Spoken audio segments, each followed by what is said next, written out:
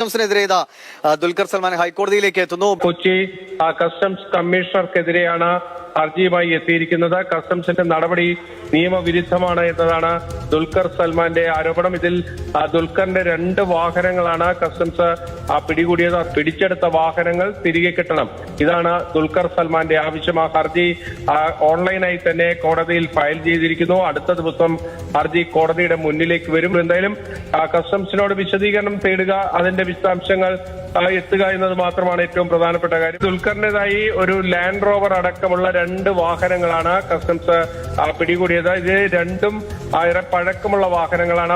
Customs നേരത്തെ തന്നെ പറഞ്ഞിരുന്നത് ഇപ്പോൾ ഈ പിടികൂടിയിരിക്കുന്ന പല വാഹനങ്ങൾക്കും നമ്മുടെ രാജ്യത്ത് രജിസ്ട്രേഷൻ അടക്കം സമ്പാദിച്ചിരിക്കുന്നത് നിയമവിരുദ്ധമായിട്ടാണ്, അതായത് വ്യാജരേഖകൾ ചമച്ചിട്ടാണ് എന്നതാണ് കസ്റ്റംസിന്റെ ഭാഷ്യം. ഇക്കാര്യത്തിൽ ഈ വാഹനങ്ങളുടെ രേഖകൾ അത് യഥാർത്ഥത്തിൽ ഭൂട്ടാനിൽ നിന്നുള്ള വാഹനങ്ങളാണോ, നിയമവിരുദ്ധമായി കൊണ്ടുവന്നിട്ടുള്ളതാണോ തുടങ്ങിയ കാര്യങ്ങളൊക്കെ തന്നെ ഈ ഹൈക്കോടതിയുടെ നടപടികളിലോടുകൂടി തന്നെ വ്യക്തമാകുക. ഇതിൽ ഏറ്റവും പ്രധാനപ്പെട്ട കാര്യം ഈ വാഹനങ്ങൾ പിടിച്ചെടുക്കുകയും കസ്റ്റംസ് റെയ്ഡുമായി ബന്ധപ്പെട്ട ആദ്യത്തെ ഒരു നിയമ നടപടി കസ്റ്റംസിനെതിരെ വന്നിരിക്കുന്നു എന്നതാണ്.